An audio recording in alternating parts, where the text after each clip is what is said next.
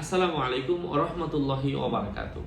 আজকের এই ভিডিওতে আমি আপনাদের সাথে আলোচনা করব এমন একটা আমল, এই আমলটা যদি টানা 41 দিন করতে পারেন এবং 41 দিন আপনাকে যখন সূর্য উঠে ওই মুহূর্তে এই আমলটা করতে হবে।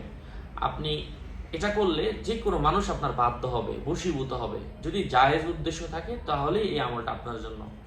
মেয়েরা মাসিক অবস্থায় এমনটা করবেন না, যখন সুস্থ হলে পরবর্তীতে আবার শুরু করবেন। এভাবে মিলিয়ে তারা যদি চান 40 দিন পূরণ করবেন। ছেলেরা কন্টিনিউ করতে হবে, একটা দিনও যদি বাদ করে যায় আমলটা আবার শুরু থেকে করতে হবে। প্রত্যেকদিন একবার করে এই সূরাটা পাঠ করবেন, সূরাতু আর রহমান, সূর্য ওঠার সময়।